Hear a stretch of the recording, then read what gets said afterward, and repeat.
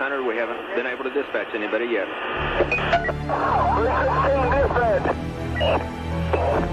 601 established command at 6 and Harvey.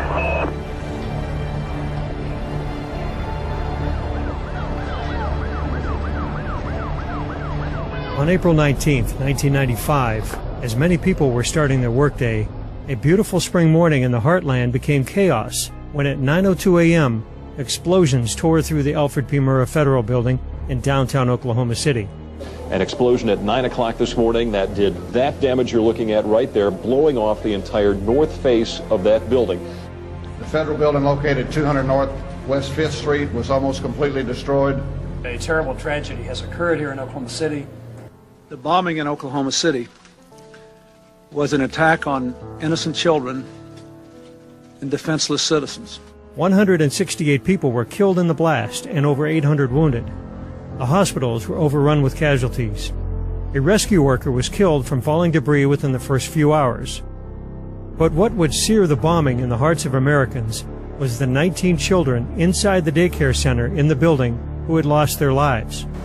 The most beautiful memorial left by anyone is not in the rubble of this building, but in the hearts and the lives that knew them and loved them.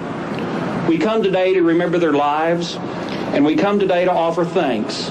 Thanks for the hundreds and hundreds of people who were involved in the rescue and recovery efforts. 6 years before 9/11, it was the first mass casualty terrorist attack on American soil. The prologue to a new chapter in American history had been written in blood, fear, and shock. Terrorism had struck home. From now on, nothing would be the same again. We know that more than McVeigh and Nichols were involved. There were questions of other bombs being found at the scene of the crime, witnesses to the bombing. The FBI, like any government agency, is more concerned with power, prestige, maintaining its position, rather than truth and justice. Based on the damage pattern to the building, what the government says is impossible. That life we had back before the bombing, that life is over. For the first time in my fight with the government, they stepped forward and said it would pose a grave risk to the national security of the United States of America if we release these CIA documents. If you know the truth will set you free. You've got to band together, or it's over for all of us. The man on top will get you. If we don't expose the fact that Oklahoma City stinks to high heaven, the same people that carried it out are going to do it over and over and over again, and they're going to use these frightening events to drive a stake through the United States and kill our republic.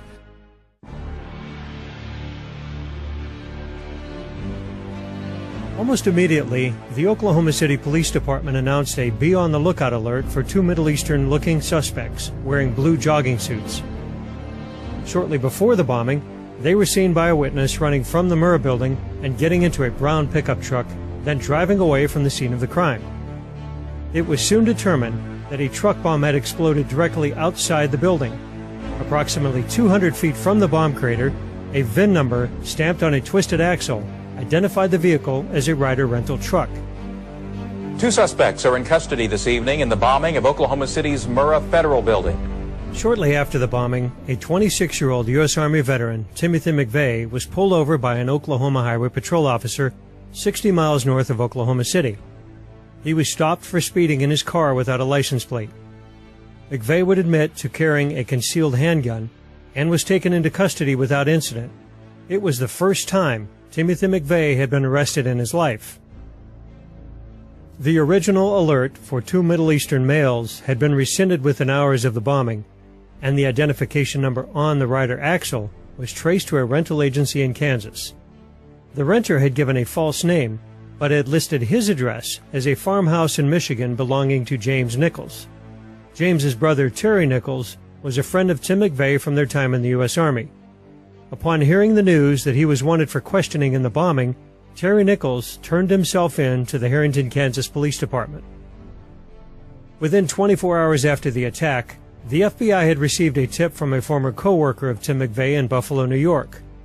The tipster informed the FBI that McVeigh had often espoused militant anti-government views and that McVeigh was very angry over the siege of the Branch Davidians by federal agents in Waco, Texas, which had ended in a catastrophic fire 2 years to the day before the Oklahoma City bombing. That Friday, they showed the FBI bringing Tim McVeigh out of the jail in Perry, Oklahoma. And that's when I got angry, when I saw that it was an American and it was a Middle Easterners. I had a hard time accepting the fact that that Americans would do that. Americans are supposed to love their children. They are not supposed to murder their children. Shaken, disillusioned, angered, that could happen in this country. Upon learning that McVeigh was already in jail, the FBI transferred him to federal custody, and an indictment was issued against Tim McVeigh, Terry Nichols, and others unknown for the bombing of the Murrah Federal Building. Another Army buddy of McVeigh's, Michael Fortier of Kingman, Arizona, was later arrested and charged with having advanced knowledge of the bombing plot. The last thing I remember was being thrown to the center of that room and looking up and looking into the sky, and there was no roof and everything was just suspended up in the air in the sky. When I came to, I stood up, I was facing the south, but all the light was behind me. And I turned and looked back to the north, and the whole front of the building's gone. I'm about 4 to 5 feet from where it dropped off. On the morning of April the 19th of 95, my dog, Gunny, and I arrived at the scene of the Murrah building. There was a great deal of chaos at the scene. A lot of people bleeding, screaming, running away from the building. I lost my 2 grandchildren. They were in the daycare center at the Murrah building. Their names were Aaron and Elijah Coverdale. Aaron was 5 years old, Elijah was 2. I was living at the Regency when the bombing happened. That morning I was at work. I had custody of Aaron and Elijah, so they lived with me. And I had dropped them off at the daycare center that Wednesday morning. I'd get up in the middle of the night and get in the shower and turn the water on so people wouldn't hear me screaming. And I'd just scream at God and ask him what was wrong. Why were we being punished so? I knew the Coverdale boys, Elijah and Aaron. These 2 boys, they were characters. Me being single and living in this apartment, I was kind of a party guy at that time, 27 years old. At one point in time, I had promised these 2 boys that I was going to give them some toys. And problem with that, living in the Regency, on the 18th floor, you leave something in your car, you don't want to go back down and get it because it's just a hassle unless it's ice cream. And so I left these toys in the car for the longest time, and I never did get them those toys until, after they passed away, when I gave them to Janie. Well, then I got watching the stuff down on the street, kind of got mesmerized by what was going on down on the street. While I was standing up there, there was a little girl that was taking a photography class at UCO that took a picture of the building, and I was in that picture. You could not see anything in front of you. It was the smoke was so thick and so black. And the only thing I can tell you is it smelled like sulfur. If you were in a chemistry lab, it smelled like sulfur. And she said, "You can't go that way." And I said, "Why?" She said, "There is nothing out there. It's gone."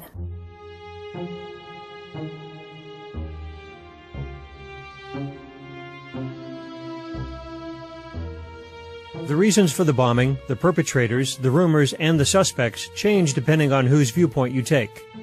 Like all controversial events, some of those closest to the event and farthest away are bound together by their questioning of the official story. The first questions were directed at the Bureau of Alcohol, Tobacco, and Firearms, which had launched the raid on the Branch Davidians. The Oklahoma City office for the ATF was located in the Murrah building and was the supposed target of the attack. Yet, no agents were killed or seriously wounded. Was the ATF office empty that morning? I asked him if I could speak with an ATF officer that worked in the building so I could find out if they knew anything about my wife. And he told me that they were in debriefing And I asked him, you know, I need to talk to one of them, I need to find out something.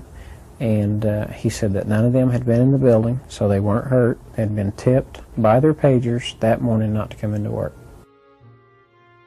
The ATF told several different stories to explain their agents' curious absence. The most fantastic story was that 2 agents were indeed inside the building and were heroes that day. ATF agent Luke Franey claimed that he was knocked unconscious by the blast and, after an aborted helicopter rescue, crawled onto an outside ledge to escape his office. Franey reported that he then used his martial arts skills to break through several walls and injured his hand. Another agent, Alex McCauley, claimed that he was in an elevator at the time of the bombing. After free-falling for 5 floors, McCauley supposedly broke out and rescued several people. My crews were the crews working on the Murrah building the day of the bombing. Immediately after the bombing, they called me on the radios, and at that point they were going in to assist with, because the fire department hadn't even got there yet, they were going to check to make sure all the elevators were clear. They weren't aware, because they were coming from the south side, that the building on the north side was gone. So they went in to check the elevators, and that's when they found out how bad the damage was inside the building. None of the elevators went to free fall because the governor overspeeds were not tripped. The safety mechanisms on the bottom of the elevators were not tripped, so none of the elevators had a free fall condition. I think it was McCauley indicated that they were trapped in an elevator. So at the grand jury investigation, once I got the FEMA report that showed which elevator they were in, I said that there's no possible way they could have been in that elevator, because my men checked it and it was still locked from the top, and the doors were, the wall had caved in against the doors between floors, so they couldn't have gotten out of the elevator without assistance. Jane Graham worked in the building for over a decade, was vice president of the Federal Employees Union, and has testified before Congress on labor issues. She knew everyone in the building and bore witness to suspicious behavior that morning.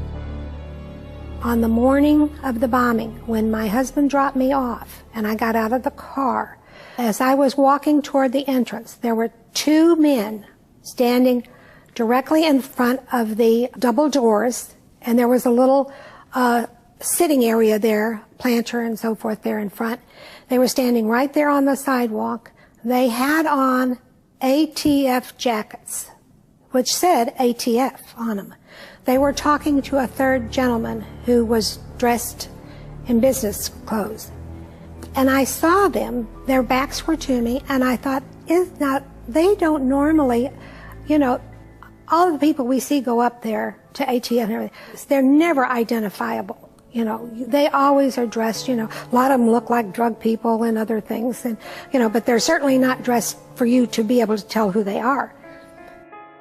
A paramedic who responded to the bombing, Tiffany Bible, confirms that the ATF were not in their office and, in fact, may have been aware of some type of threat that day. In this affidavit, she states that immediately after the bombing, she asked an ATF agent on the scene if any of them were in the building. He responded, "No, we weren't in there today," and that the Murrah building was bombed because of Waco. She further states that within the first 20 minutes of the bombing, she saw at least 8 ATF agents outside the building in clean black jumpsuits. To this day, the ATF has been unwilling to address their prior knowledge of the bombing. Beyond the vague rumors of the significance of April 19th, some federal agencies were aware of an actual threat.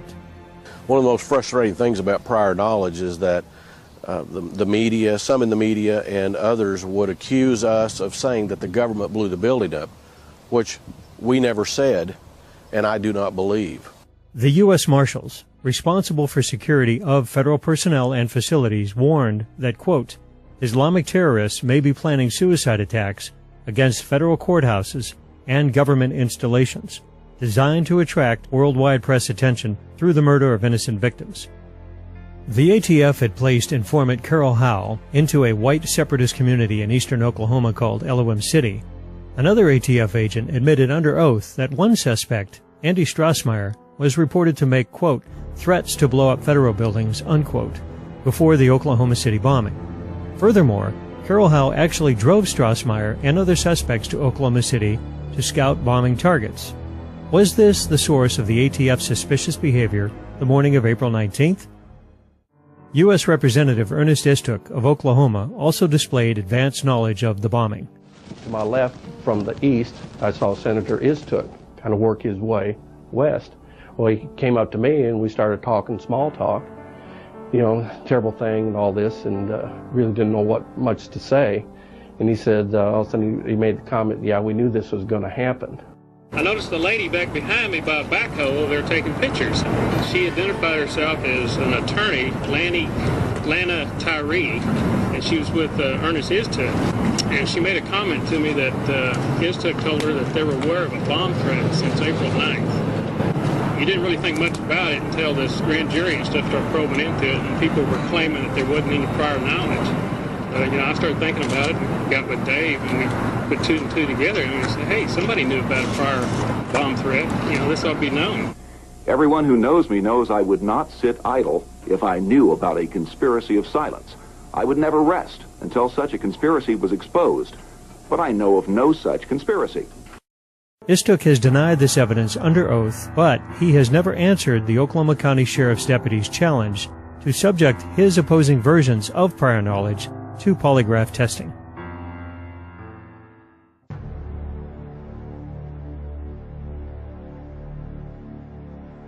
Many witnesses have officially stated that the Oklahoma County Bomb Squad was conducting a search at the federal courthouse across the street from the Murrah building 2 hours before the attack.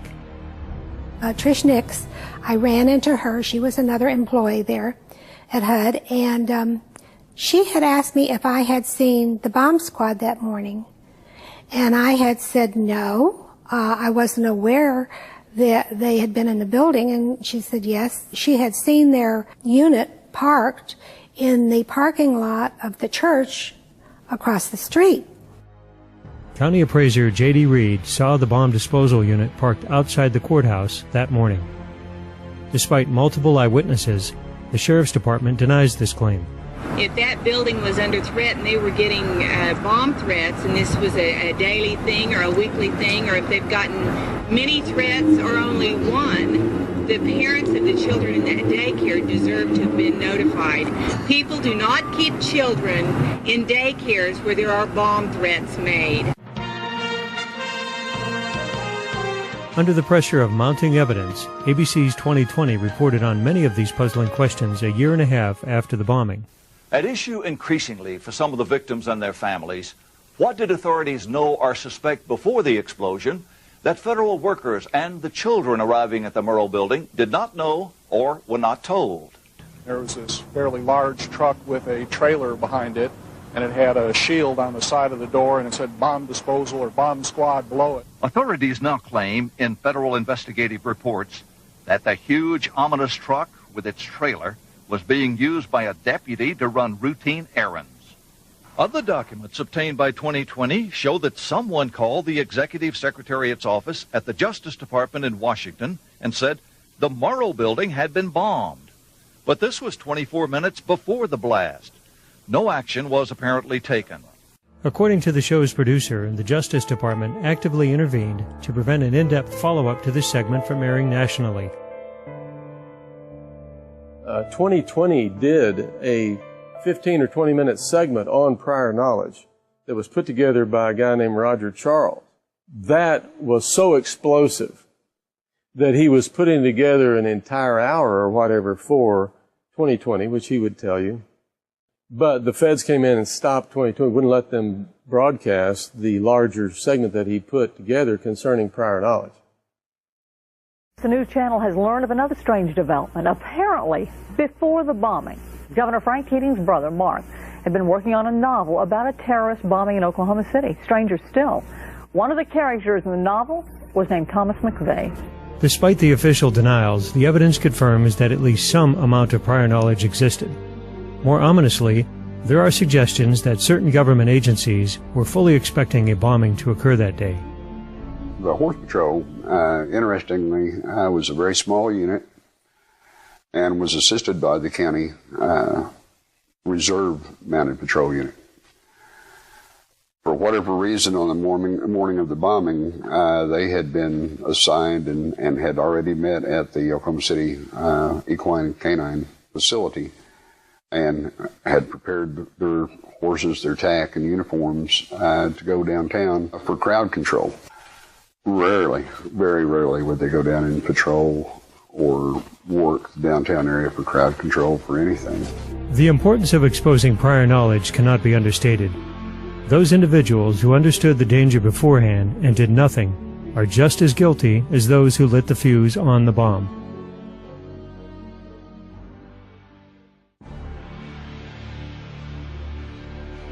As the FBI and Department of Justice narrowed its focus on Tim McVeigh as the lone bomber on April 19th, people seeking truth and justice for the dead were dismayed that so many reports of accomplices were being discarded by the federal authorities.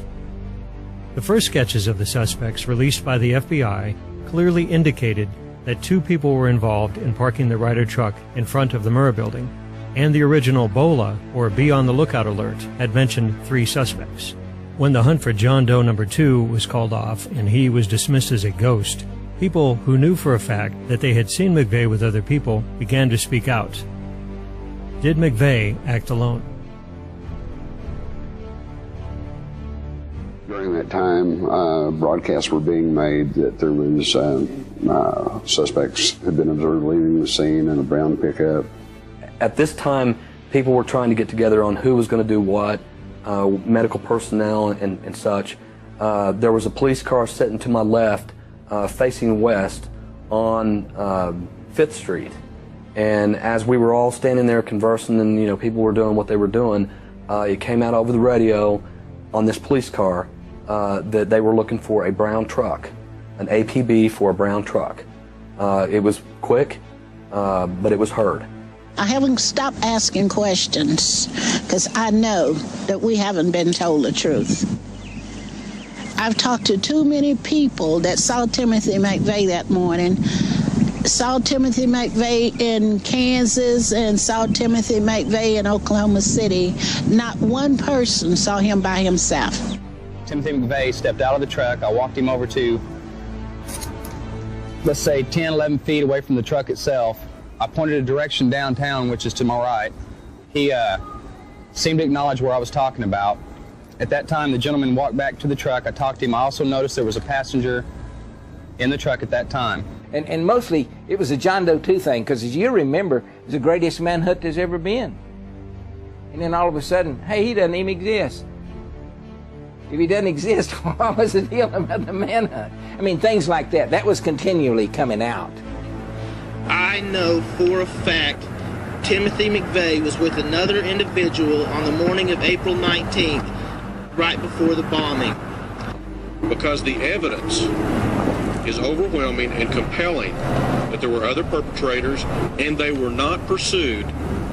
In the very early days after the bombing, the decision was made not to pursue any more of those individuals. In the days before the bombing, Tim McVeigh was seen making preparations with other suspects. Not Terry Nichols or Michael Fortier, but others unknown, whom the authorities seemed uninterested in finding. Yeah, the man that I saw on the phone that day, that was actually on the phone, was McVeigh. I'm 100% sure of that. He had a partner with him that had shoulder-length hair, that was leaned up against the wall facing him. Then at one point, he turned to the guy to his right, who was leaning against the wall, shoulder-length hair, and said, "He told us to stay here." I did go up to the FBI at 50 Penn Place and told them my story. If I remember right, I think they actually sketched out the second person that I was describing, which was shoulder-length hair, tan, stocky build, a light plaid type jacket shirt kind of mix, kind of goofy-looking guy. A convenience store clerk reported to the FBI that McVeigh had purchased fuel for a Ryder truck at her store 2 days before the bombing, even pointing out on the register tape when the purchase was made. Accompanying McVeigh was another suspect. This example is only one of many eyewitness accounts that diverge from the official narrative. And although the government states that McVeigh never scouted inside the Murrah building, A Secret Service investigator reported that she had seen him in the building, also with a second suspect. The official narrative dictates that Tim McVeigh alone rented the Ryder truck in Junction City, Kansas on April 17, 2 days before the bombing. He and Terry Nichols supposedly constructed the bomb on April 18. But the bulk of eyewitness accounts assert that the Ryder truck was at Geary Lake for several days before that. I retired April 11th, 1995, and after finishing up that morning, I decided to stop by here and fish at Geary State Lake, which is right in this general area here that I was fishing from, the pier or jetty. And I stayed here most of the afternoon fishing, of course, with no luck. And later on that afternoon, I had decided to maybe go back over this way over here to the other point back there and see if I'd have any luck. When I noticed a Ryder truck over there. I was sitting at home one day and my wife came in from work and she said that she had been stopped in a roadblock up here at Geary Lake in reference to the Oklahoma City bombing and the making of the bomb here at Geary State Lake and with a Ryder truck. And I said, well, you know, I had told you about the Ryder truck I had seen there before this. And that's how I became aware of it. And then the next thing I knew, she told the ATF and FBI, the people at the roadblock, that what I had seen. And before I knew it, my house was swarming with agents. McVeigh stayed at the Dreamland Motel just outside the gates of Fort Riley, Kansas, while he rented the truck and built the bomb. Once again, eyewitnesses state that he was not alone, and the Ryder truck was there for days before the FBI insists it was. The maid at the Dreamland saw McVeigh's friend with the Ryder truck, and when shown a sketch of John Doe number 2, told the FBI, "My God, who did the sketch? It looks just like him." All these reports indicate that more than one Ryder truck was involved in the bombing, and more people than the government is letting on. Justice for these killers will be certain, swift, and severe. We will find them, we will convict them, and we will seek the death penalty for them. It was promised to the people of Oklahoma City and to the rest of America that every single person responsible for the bombing would be caught, tried, and held accountable for the harm they had inflicted. It was expected that this promise would be fulfilled. Nevertheless, as eyewitness testimony and other promising leads were being carelessly discarded, replaced only with the lies and inconsistencies of federal officials, a deep but private suspicion grew in the minds of observers that perhaps a government cover-up was underway. Was this mere incompetence, or was there something else at work here? I was a police officer in the Tulsa Police Department for 27 years. And in 1995, when the Oklahoma City bombing occurred, I was requested by the local FBI office through our chief of police to assist any way I could and look into the bombing, and using my contacts as an investigative journalist, which is what I did on the side, to try to find out anything we could find out about the bombing, McVeigh, Nichols, and just kind of follow the investigation any place it went, just follow the leads. I was still working the case with Janie Davis and David Hoffman, two Oklahoma City police officers, and one of them, it was one of the first ones in the building, and he saw some things in the building. He saw the biggest damage to the building was the pit, which was in the back of the building and went down like 2 or 3 floors. He saw all of that, you know. That never came out in the news.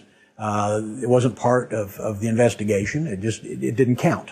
In other words, if it didn't fit the mold that the Department of Justice under Janet Reno set for the FBI, then it wasn't put in the case, period.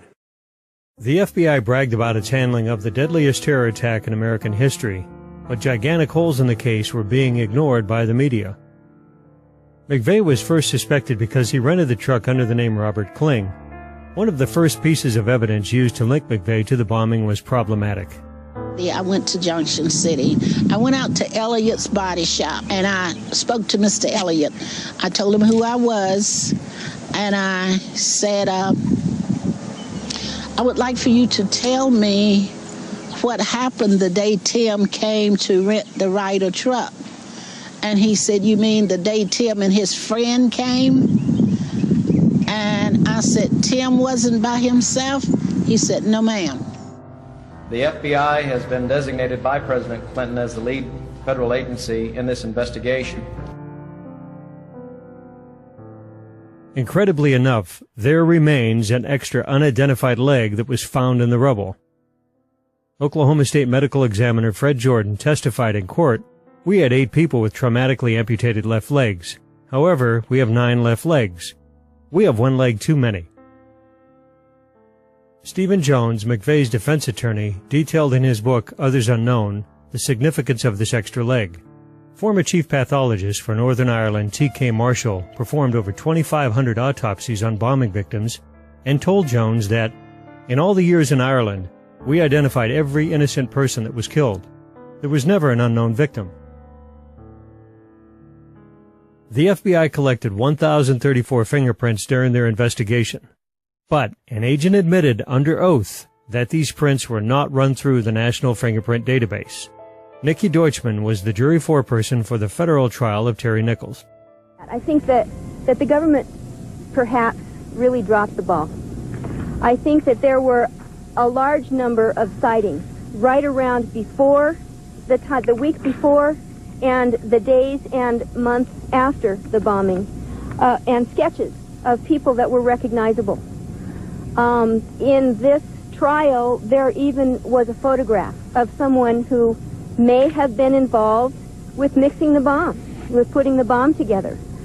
And that person, it was a photograph from a newspaper. Obviously, that person's identity is known. I think there are other people out there, and decisions were probably made very early on that Tim McVeigh and Terry Nichols were who they were looking for, and the same sort of resources were not used to try to find out who else might be involved.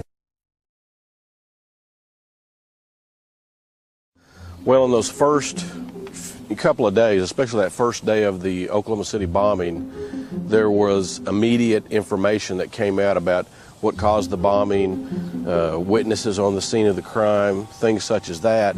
And it changed very significantly and drastically as the day went by and the next several days went by. That caused a lot of questions in people's minds about, well, what really happened here? The reason I started doubting the official story that was coming out, you have to understand that the local media were doing a good job the first day. Local law enforcement maybe also, I believe, was doing a good job. But once the feds came in, things started changing. The police and emergency crews are talking about moving us back because of the danger of a possibility of another explosion. I think he said another bomb. Another bomb, move back. Oh my God, another bomb. The fire crews and the various emergency crews are trying to get in, but we keep getting reports that there may be other devices in the area. They will use that trailer. You see the bucket on the back there, sort of, this is how they would transport the explosive device away from this populated area to try to do something with it. There were 2 unexploded devices discovered subsequent to the initial explosion. A second bomb was found on the east side of that building. A bomb squad is on the scene. That second bomb has not exploded. We don't know quite the status yet, if they've managed to defuse it, but it has been confirmed. There have been reports of 2 explosive devices, unexploded explosive devices. 2 different explosive devices were found in addition to the one that went off. Just an hour after the initial explosion, downtown Oklahoma City was shaken up again with word of another bomb, or maybe 2. They've had to back off a couple times because they found, I guess, 2 or 3 other bombs, or at least explosive devices down there that they've had to defuse. They shut down our operation for about 20-30 minutes because of that, and that was very frustrating because we were right at the point where we had people and we had to leave them. The first bomb that was in the federal building did go off. It did the damage that you see right there. The second explosive was found and diffused. The Oklahoma City bombing was one of the first big stories that I covered, and it was just shocking to know it was an inside job and to know that the media was involved in the cover-up and that the mainstream television stations there in Oklahoma City knew what had really happened. And then years later, I was able to actually talk to some of those reporters, and they discussed how they were told to shut up. I mean, it just showed how people were so willing to be part of the cover-up just because the truth was so frightening. And that's really why we become so enslaved, is that we just give in to the lies, and they start little, but they get bigger and bigger. It's amazing when everyone who can see an event and that gets changed into something else simply because the media presents it that way. That means the media is complicit in the cover-up. They're not hapless. They're not ignorant. How come I can figure this out and CNN can't? The controlled corporate mainstream media is essential to a cover-up like Oklahoma City being successful. And that's why the mainstream media has lost so much credibility. Because all over the nation, people have seen things like Oklahoma City over and over again, where you see the live footage, you see them removing the bombs, you see the governor admitting it. And then later the media says, we never said that. That's what conspiracy theorists say. At first, the media reported on some of these bothersome pieces of evidence, but they became little more than parrots for the Justice Department as the official story was railroaded into the public mind. Been listening to Mike McCurry, President Clinton's spokesperson at the White House. Apparently at this point we know a little bit more than the White House does, because we have been able to confirm that it was a car explosion. That word coming to us from Mayor Ron Norick earlier, 1,200 pounds of explosives parked out in front of the federal building. And ATF has confirmed that as well. Who's going to investigate the investigators? Who's going to investigate the prosecutors? Who's going to hold them accountable? Who's going to hold us public officials accountable? And that's all we're trying to do here, in addition to trying to find the truth. Well, initially that morning, all the media that was downtown there were reporting the truth. They reported the truth about the unexploded bombs, undetonated bombs being removed from the building. By afternoon, things began to ease a little bit. You could sense a difference, and by the next day, everybody but Channel 4 had changed their story completely. One local station in Oklahoma City, KFOR-TV, did perform its duty by reporting on McVeigh's accomplices, the evidence of prior warnings, and many other aspects of the case.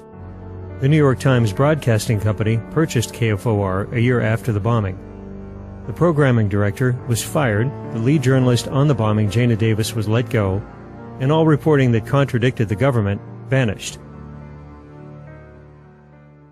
The victims turned to the government with their questions, expecting the full truth to come out. This was not to be. Those who asked too many questions or knew too much were discouraged from their efforts in other ways.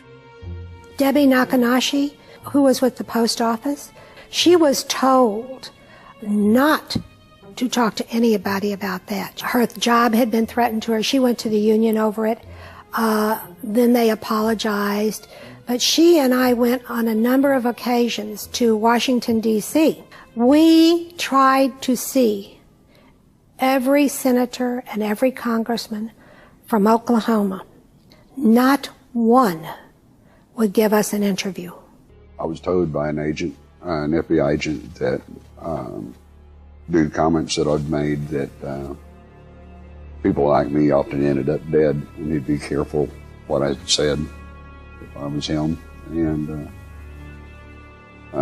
in the way that he put it forth, I felt like it was a threat. I wrote letters to Janet Reno when she was the United States Attorney General.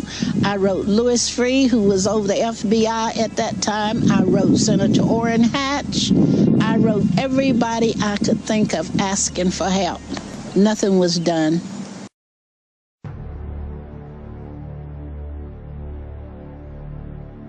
When the government decided that the investigation was over, a federal grand jury was impaneled to hand down indictments. This is usually a straightforward process. But the federal prosecutors were not counting on one grand juror, Hoppy Heidelberg, to actually ask questions of his own.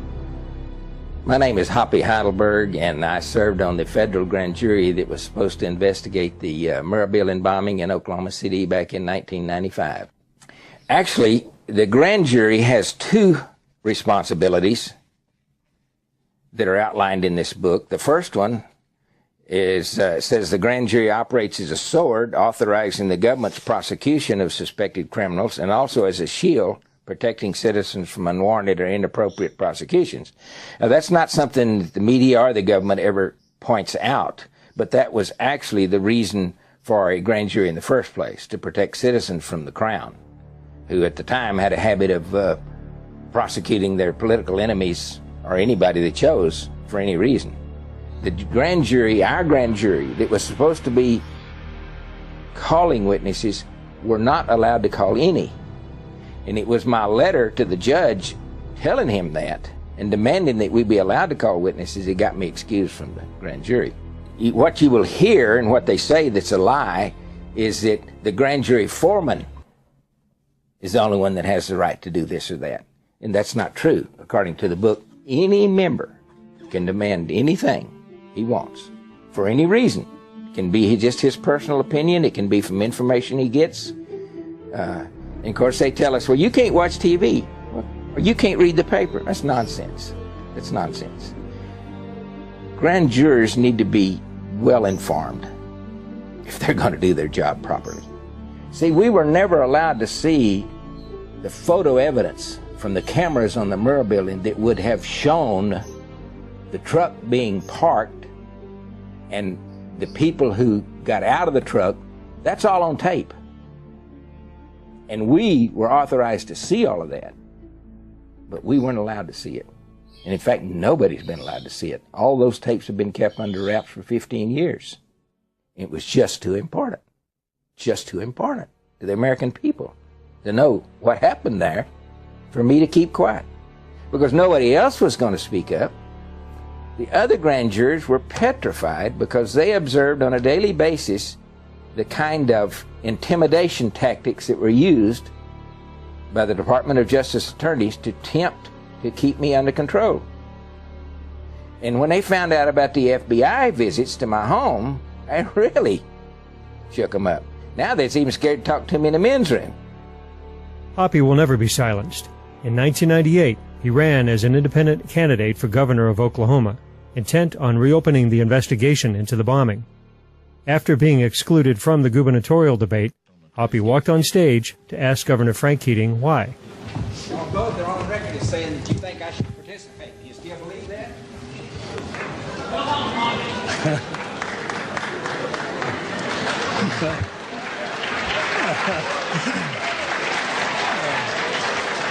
Thank you, audience. Mr. Jenkins, your follow-up now.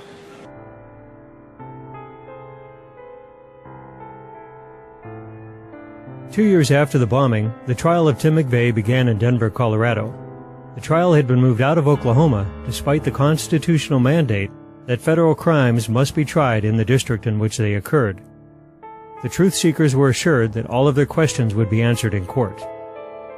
The trial was not handled appropriately. It was handled in a way that was very prejudiced against the defendants. If you look at what Judge Maitch did concerning prejudicing the jury toward the people that were being prosecuted, by 2 weeks he showed them pictures of dead babies and blood and guts, and which is all basically, in my understanding of the law, illegal to prejudice the jury like that. Yet they did that kind of stuff apparently on purpose. I was told that by the U.S. attorney that if I attended the trials in Denver, that all of my questions would be answered. I gave up everything I had, my apartment and everything, and I moved to Denver. And I attended both trials, and by the time Terry Nichols' trial was over, I had more questions and no answers.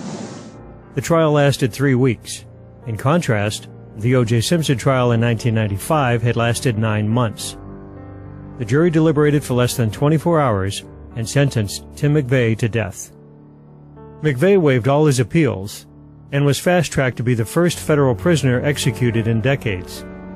Just before his execution date, the FBI announced that they had withheld thousands of pages of documents that could have influenced his trial, which led to a month-long stay of execution.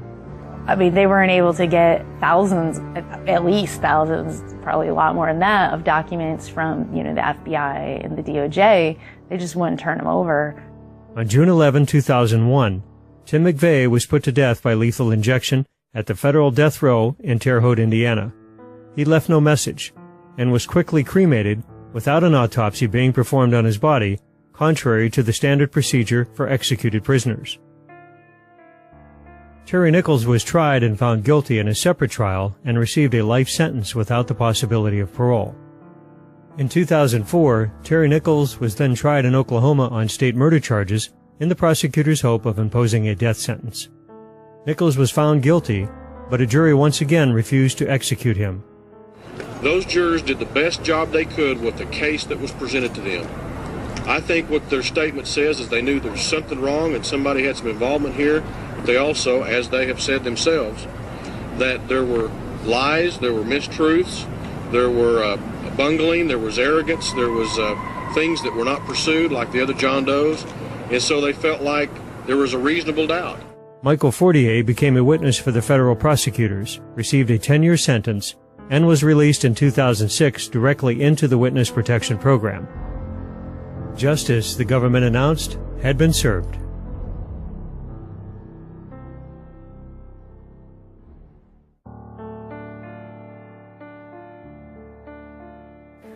And I know tomorrow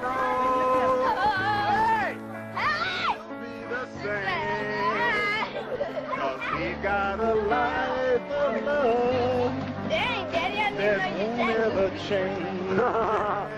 Hey, my dad's good. Don't listen.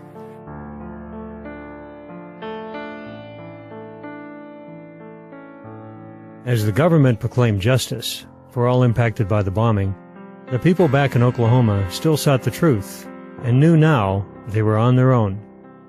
The list of questions continued to grow due to the mysterious death of Oklahoma City police officer Sergeant Terrence Yakey. Terry Yakey, unlike the rest of Oklahoma, may have known too much. Officer Yakey was just over 30 years old at the time of the bombing. The morning of the bombing, he was issuing a traffic ticket near the Civic Center Music Hall, which is about 4 blocks to the west of where the Murray building stood. He dropped the ticket book, let the woman go, and says, I have to obviously attend to other things. He heard the multiple blasts coming from the Murray building. Sped up there in his black and white squad car and immediately started pulling out the first of 8 people. Mr. Tom Hall being the first, a former employee of the GSA.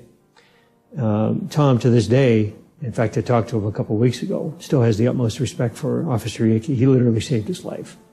Officer Yakey, being an astute police officer for 7 years, veteran of the Oklahoma City Police Department, knew that something was horribly wrong. He tried to get the official storyline out through his commanding officers at the Oklahoma City Police Department, through his family, through his ex-wife, and he chose to withhold some of the storyline because he was in fear for his family and his wife and his 2 young daughters at the time.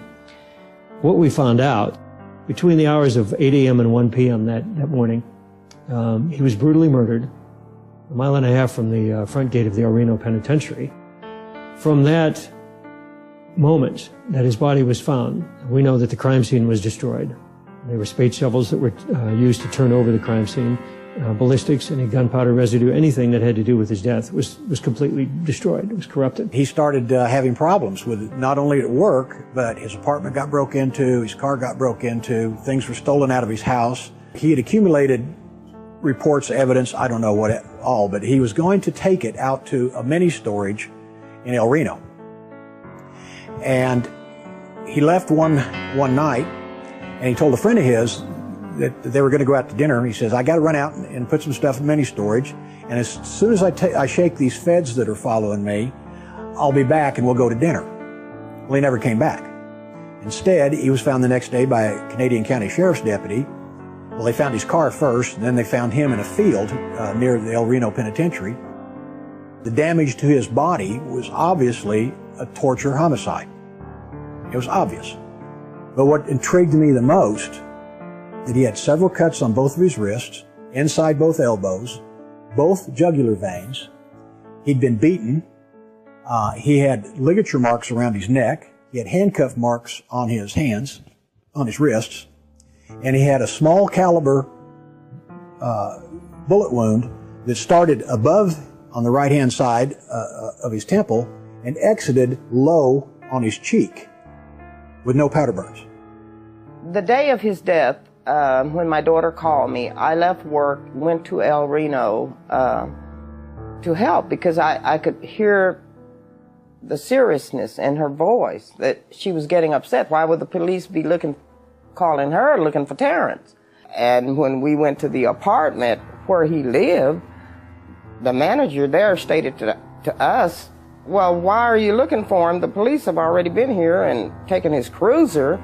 So I'm not sure what was going on. It was strange. And about 10 o'clock at night, I had put my grandkids to bed. The phone rang, and when I picked the phone up, I could hear my daughter screaming in the background. And I assumed something bad had happened, but I didn't think death. And my son said, Mom, they found Terry. He's dead. One of the things that surprised me was that there was no autopsy performed. The other thing that really bothered me was we were being told that Terry was high on drugs and drunk.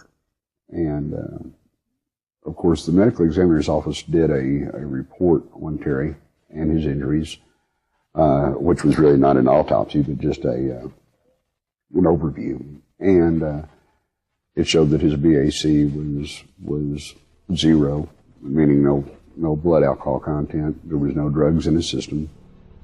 It bothered me that they didn't treat Terry like a police officer like he was. He was a good guy. And he never said to us that I'm depressed. I need help. Not to me, or not to his sisters. I think it's only fair that we know, as Terrence's family members, what happened. Officer Yakee's official cause of death was suicide. And that was actually laid out in the medical examiner's report at the Oklahoma State Medical Examiner's Office. We've since were able to retrieve that record. What we found out, though, is that, number one, the crime scene was corrupted, went completely in the face of a proper investigative procedure. The extent and the amount of and the number of wounds on his body clearly shows that he couldn't commit suicide. Physically and logistically, you just can't do that to yourself. Terry also, we knew, was anemic. He would not have been able to traverse over half a mile from where his car was to where his body was found and not have passed out. His heart would have literally given out. He wouldn't have had enough blood pressure in his body to survive. The car was locked. The windows were rolled out. The keys were in the console. There was a bloody knife in the glove box. You don't stab yourself 13 times and have superficial wounds on along your arms and chest and your upper neck and walk a half a mile and decide to die next to a tree. Being the family of an officer, I expected some kind of care and consideration for us, being the family of Terrence. There was another detective by the name of Mullinex that told my daughter that she looked at too many movies and she needed to see a psychiatrist. When we were asking questions, wanting to know about his belongings, wanting to know about things that happened during the course of where they say they found my son. And I don't think this was very kind of them and considerate of us being family, that they should have talked to us like that. But they did. And as far as I'm concerned, that made me more suspicious of what happened to my son. The brutal torture and murder of Terry Yakee served not only to silence his voice, but the voices of other first responders who may have seen something that would shed light on what really happened. Those who keep their silence know exactly what Terry saw, but he will never be forgotten by those who ask questions and demand answers.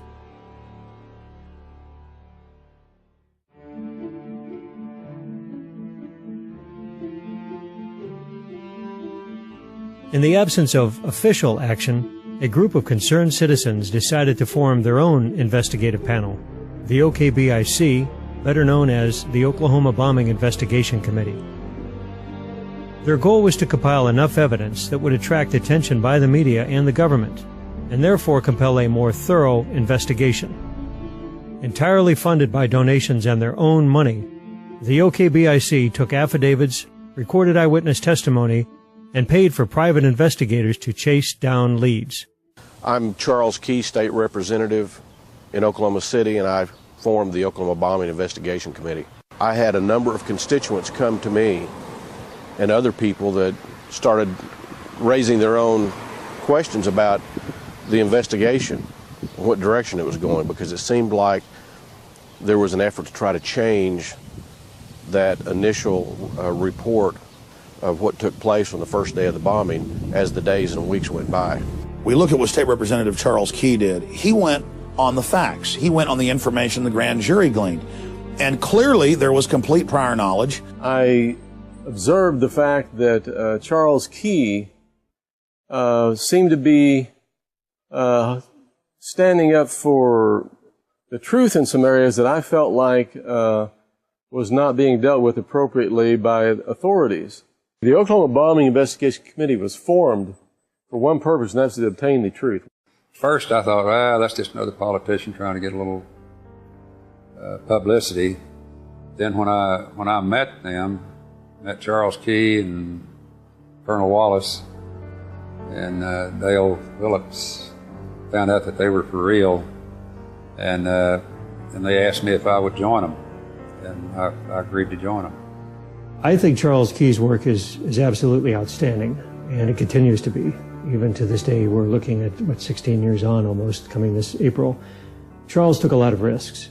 When we saw what was going on with the investigation and that it was trying to move away from the early facts that were presented by law enforcement and by the media, we pursued establishing a county grand jury in Oklahoma County, something unique to Oklahoma and just a few other states in the country that allows citizens' grand juries to be impaneled to investigate things such as this. The committee meetings were very serious. We fought the government at every level, all the way through to the Supreme Court of the state. We had a lot of people that came forward and brought us a lot of information that we wouldn't have gotten any other way. We were pursuing all the information that we could get our hands on about the bombing, and we were trying to get a congressional investigation of the bombing. I was in awe at the amount of effort that they put in that first 6.5 years before the book was released. And then to have the book released, come out to the general public 3 weeks before 9/11 occurred. And to see every single obstacle that was thrown in their face, all the way from the news media to financial, to emotional, and interviewing over 329 victims, family members, and survivors. And these people were consistently basically saying, I am not going to fail. I'm not going to quit. I want the truth to come out on this. So we formed the Oklahoma County Grand Jury to have essentially a citizens' investigation into the Oklahoma bombing. And that caused us to have to get together a number of signatures from citizens of Oklahoma County, which we did. We got, 11,000, 12,000 signatures. We only were required 5,000.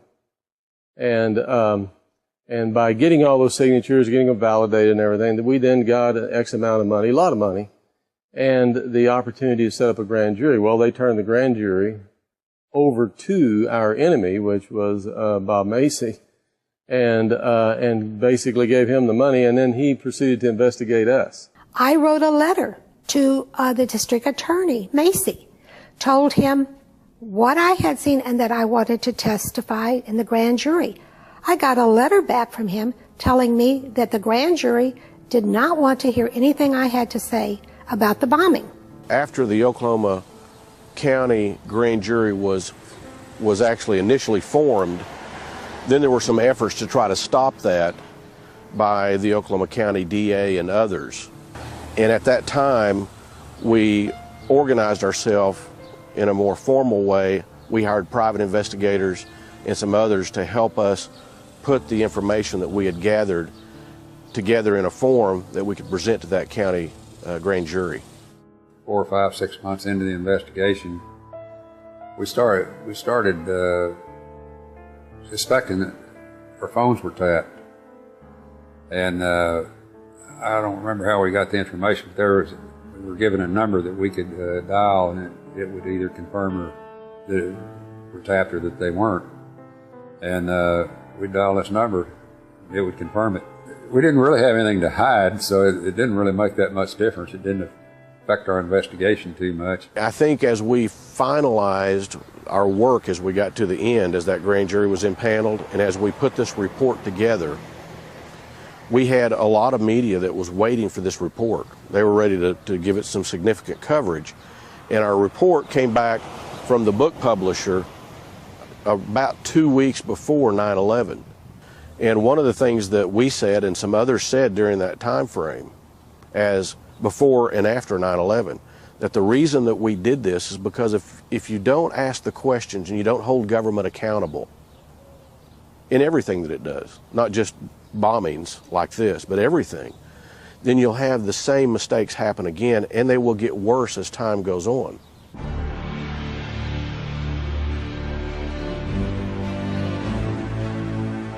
The official story dictated that the Ryder truck packed with 1,200 pounds of ammonium nitrate fertilizer and fuel oil, called ANFO, detonated on the northeast side of the building and was responsible for all the damage.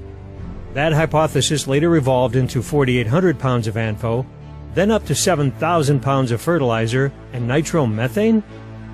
In fact, the only consistent theme of the official narrative is its inconsistency. A truck bomb just delivers an air blast.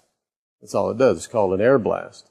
And when you've got 8-foot thick columns of concrete filled with rebar the size of your arm, an air blast probably won't even break one.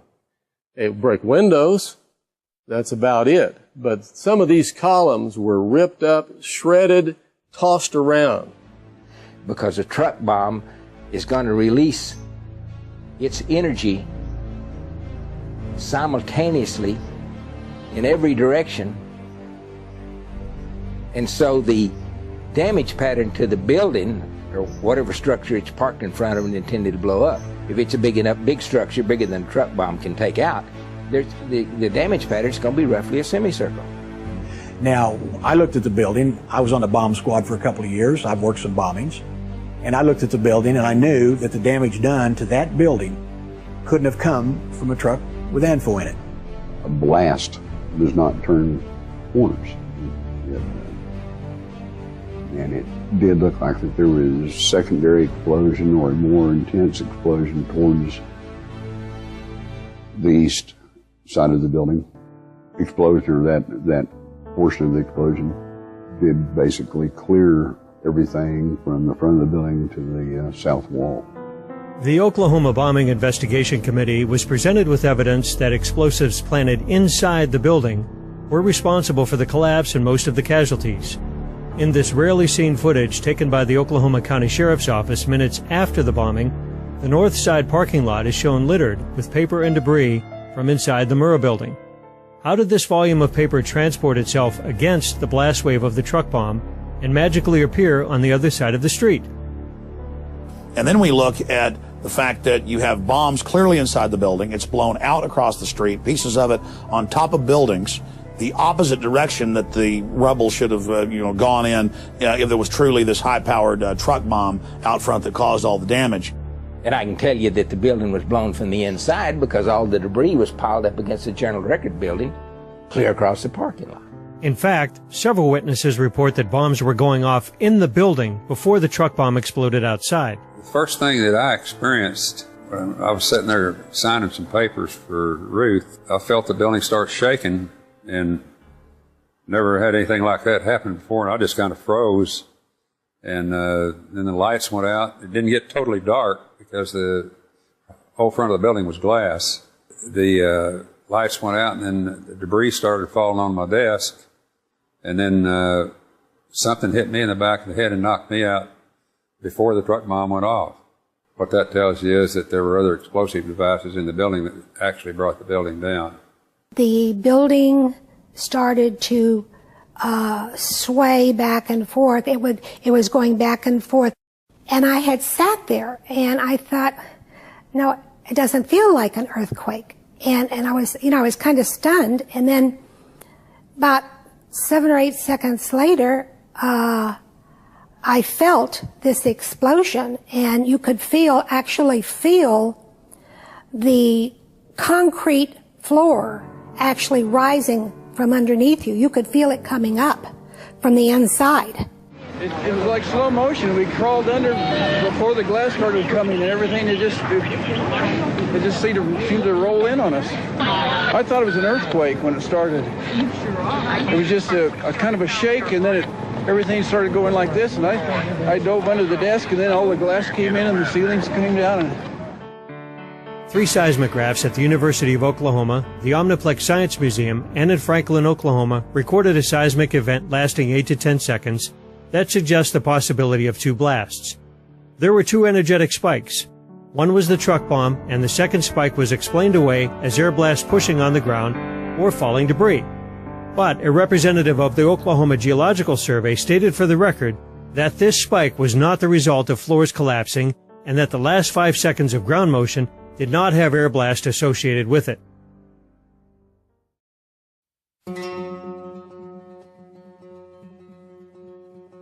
The Khobar Towers bombing in 1996 in Saudi Arabia killed 19 U.S. airmen. That bomb was several times larger than the bomb supposed to have been used in Oklahoma. It left a huge 85-foot crater, yet there was no major structural damage on the simple slab building. What happened in Oklahoma City to cause the major horizontal support beam to fail and the complete failure of these 2 series of columns on the east side of the building? This collapse was responsible for most of the casualties. The crater, when seen from above, is offset from the major structural damage in the building. For some reason, the official story has inflated the size of this crater. The bomb, at least I've seen where the reports from the different agencies have said the bomb extended from the cab to the tail of the truck. And one of the things that really bothers me about that is the rear axle from the truck went down and collided with the car in front of the Regency Tower about 1.5 blocks away. The front axle of the truck was hurled eastbound and struck a parking meter about 1.5 blocks away in front of the YMCA building. If the bomb was that big that rear axle would have been driven into the crater, and instead of being split apart as they were, and the truck bomb itself to me had to be between the 2 axles. It could not have been over that rear axle. I was surprised from even the FEMA report and the published reports that nobody could determine what the size of the crater was, and that's one of the things I brought up at the grand jury investigation, is that the crater was half the size that they had proposed in the FEMA report. The crater had a 5-gallon bucket sitting next to it after they had it uncovered, and you could extrapolate from the size of that bucket to the size of the hole as to what size of the crater was, and it was approximately 16 feet across. August 24, 1970. It was a Monday morning. Carlton Armstrong, his brother Dwight, and 2 other perpetrators, Leo Burt and one other individual, drove up to the side of the Sterling Hall. It was a math research building. Dow Chemical had their offices there. It was federal government as well as the university faculty that worked there. And they had drove a Ford Econoline van stolen from a math professor, laden with 4 metal drums, 50-gallon drums full of ammonium nitrate and fuel oil. The Sterling Hall bombing consisted of 2,000 pounds of ANFO, and it was set off right next to the building. The windows were blown in, the facade was damaged, but there was no structural damage. In fact, the Army Math Lab was closed for only 1 day. In Oklahoma City, a similar ANFO bomb detonated 15 feet away from a much more robust structure and inflicted massive structural damage. What that case did was it was a bellwether. It set a standard for us to look at. It says, okay, if ANFO was in fact used in Oklahoma City, why did it not have the characteristics of what occurred in Madison? Furthermore, the signature of an ANFO explosion is nitric oxide, a noxious gas. There was certainly no fertilizer bomb. We know that because there was no ammonia gas in the air. In every other explosion, and some students blew up did make an ammonium nitrate bomb, but everybody who rushed to that building after the explosion had to be hospitalized. If you ever smelled ammonia strongly, and you're talking about going into a horse trade or something like that, that's not strong, but that'll gag you. It will sear your lungs. I mean, everybody that smelled that ammonia gas after the ammonium nitrate bomb at that university had to be hospitalized. It would have been 30 minutes or an hour, depending on how hard the wind was blowing, before anybody could have even approached the Murrah building if there had been an ammonium nitrate bomb. There were other search and rescue personnel that were down there immediately from St. Anthony's Hospital and nearby, as well as office employees from the surrounding offices.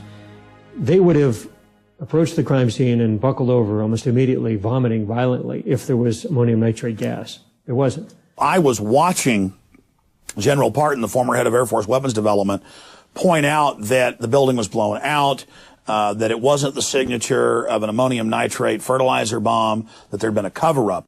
The damaged Murrah building drew the attention of retired General Benton K. Parton, former director of the Air Force Armaments Laboratory. General Parton spent his career conducting bomb damage analysis with explosives for the military.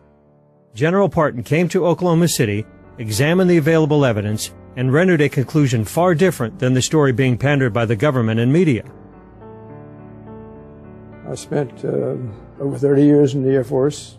Most of that was in research and development. I went to a 2-year graduate program, 8 quarters of armament engineering graduate. It was the first course that was ever set up.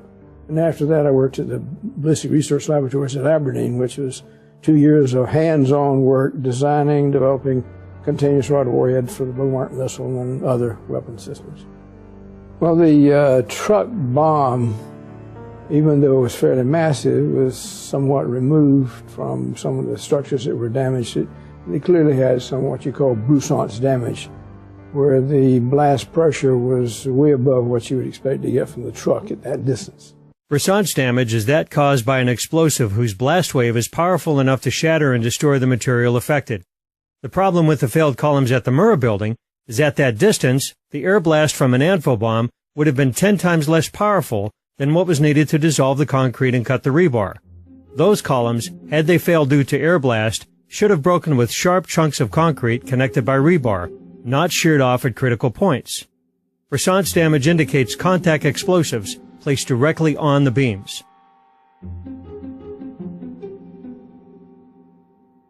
Even more perplexing is the total collapse of column B3, which caused the floors on the east side to pancake onto one another. The building was gutted to within feet of the other side. Column B4, closer to the truck bomb, is completely intact. Yet we are supposed to believe that a blast wave traveled through B4, leaving the sheetrock almost untouched, and completely destroyed the column farther away. And most of the front columns were destroyed when the supporting header beam failed. But the cause of failure, supposedly being air blast, should have thrown it into the building. Instead, it fell straight down and rolled towards the crater. General Parton's report was conclusive.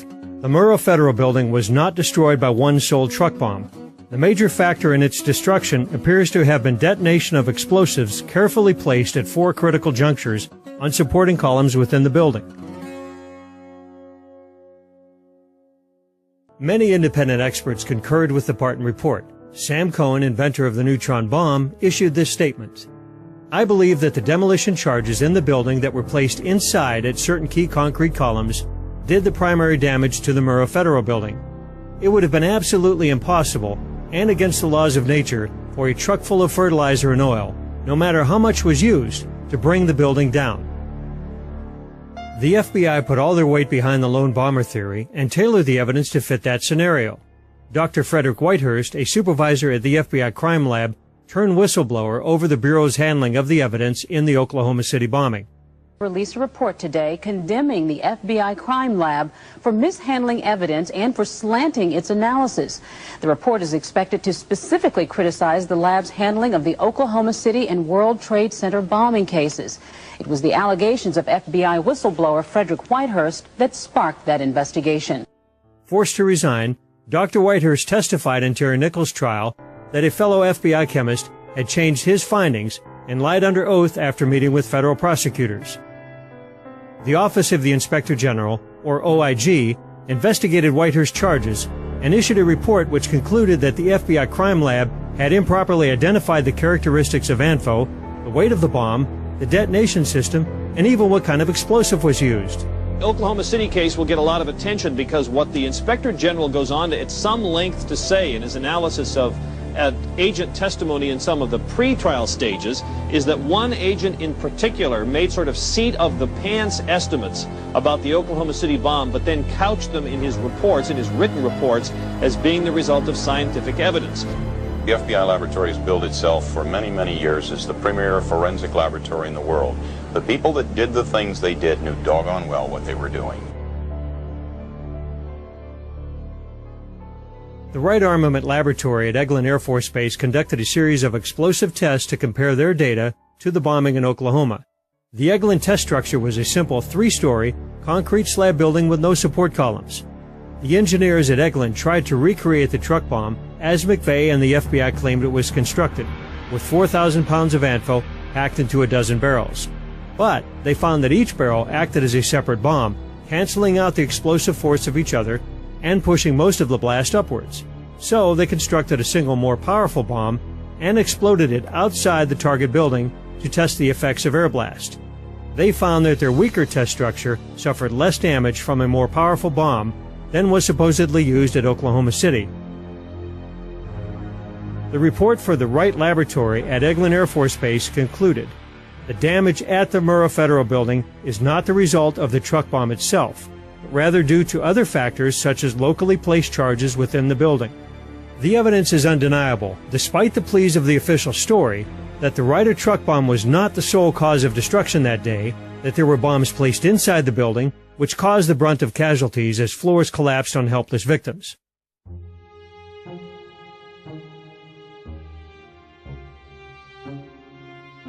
And the rescuers apparently had to abandon the people they were trying to rescue temporarily. Were you there a minute ago when somebody yelled they thought they'd seen a second device? Yes, sir. We were close to the parking area trying to recover a victim.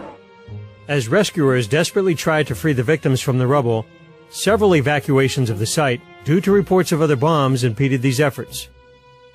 At some point, we got to the corner of 5th, and I believe it was Robinson, right there at the corner of the Murrah building, and we heard second bomb. Somebody yelled second bomb. I stopped, I turned around, people were running past me, and I just kind of watched what was unfolding. Of course, nothing ever did happen. The Oklahoma Highway Patrol reported that another explosive device was found. The Oklahoma City Fire Department confirmed that. Defense Department logs recorded that a second bomb was disarmed, a third bomb was evacuated. The explosive that they disarmed last night was even larger. Who planted these bombs and had access to the Murrah building before the bombing? A deputy sheriff recorded this footage during one of the evacuations. Here the ATF is seen pulling out several weapons and blocks of what appeared to be plastic explosive. Was this the source of the bomb scare, or did this ordnance come from an illegal armory that witnesses report the ATF kept in the Murrah building? The ATF denies they kept any weapons or explosives in the building. Day 1, hour 2 of the bombing, the most significant event that happened is when they said they found other bombs in the building. The second most significant event was that they moved everybody back and held them back. There were still people alive trapped in the building, but they came in with 2 trucks and backed them up to the Murrah building, and a bunch of these guys dressed in blue jackets with no letters on the back started taking boxes of files out and putting them on this truck. We were told by a blonde female agent that there were files so serious to the government that until those files were located, there would not be any recovery effort.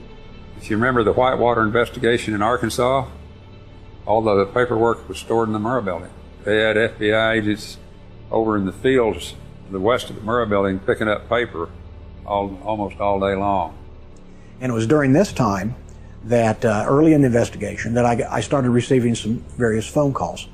One of them was a phone call from Little Rock, Arkansas. The guy said that he was a federal agent. He was not an FBI agent. He was not ATF. But what he did say was during their investigation of the Clintons, on all the drug running that went through Mena, Arkansas, and Lassiter's Ranch and all of that stuff that was going on at the time during Iran-Contra, that those records, when Clinton went to Washington, were transferred from there to the Murrah building. Because of the additional bomb threats or because the building was unstable and the firefighters couldn't get to them. So those are a lot of patients I think were lost that could have been saved. After rescue and recovery had been halted, The building was prepped for demolition even though all the bodies had not been recovered, and despite the architect's report that it could be rebuilt. The investigative team from the American Society of Civil Engineers was not allowed on site. The defense lawyers from McVeigh were able to visit the site one time, but even then, they were not allowed to view the crater. They were going to halt it on the 29th of April. They were going to halt the recovery and prepare the building to be imploded. We went back in after the final demolition to relocate 2 victims that we knew that we had left, and the possibility of a 3rd victim, which we also located him. I don't know why they were in such a rush. GSA was saying the building was unsafe and needed to be brought down. A month after the bombing, the Alfred P. Murrah Federal Building was completely demolished with less than 200 pounds of explosives. The wreckage was buried under armed guard, and one can only think that certain officials breathed a sigh of relief as the outstanding counterpoint to the official story disappeared in a cloud of dust.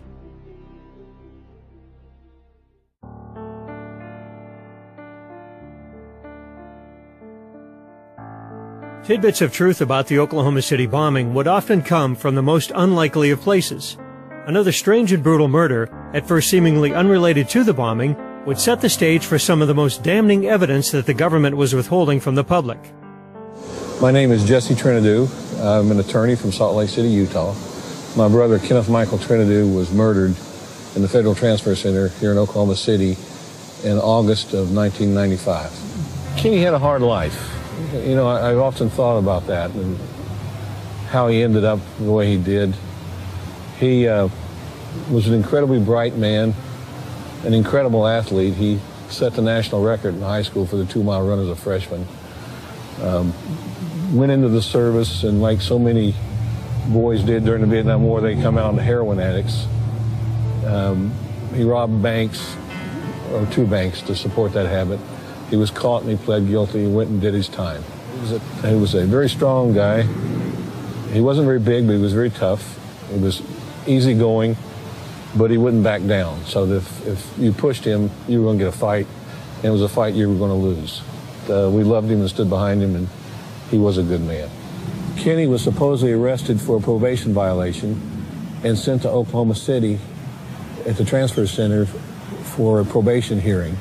We now know that that's crap. I said to him, Kenny, what are you doing there? And he said, well, they sent me back here for a probation hearing. And we talked about getting him a lawyer and the fact that we didn't expect him to do more than a couple of months. And so my mother called me at work. It was about 7 in the morning and told me that, and I couldn't believe it, that Kenny supposedly killed himself, because I had just spoken with him the night before. There's no way in hell he would have killed himself. This is not a guy who kills himself. I mean, his life is the best it's ever been. I found out later that an autopsy had already been done. Now, the federal government didn't want one done, but the state of Oklahoma required one for a death incarceration. So the federal government didn't know that there was an autopsy done, and did not want the autopsy done. And the federal government went twice to the medical examiner's office asking to have Kenny cremated. It took a week to get his body released and home. And I kept getting the runaround from the federal government, and finally I just screamed into the phone one day, why don't you keep him? And when the body comes home, it's totally made up, so you can't see the wounds. He was beaten head to toe. His skull was smashed in 3 places. The soles of his feet had been beaten. You could see the fingerprint bruises on his arm where he'd been held. His throat was cut, and he'd been strangled. And the federal government said it was a suicide by hanging. When his body's turned over to the medical examiner, 2 hours later, he's wearing nothing but boxer shorts.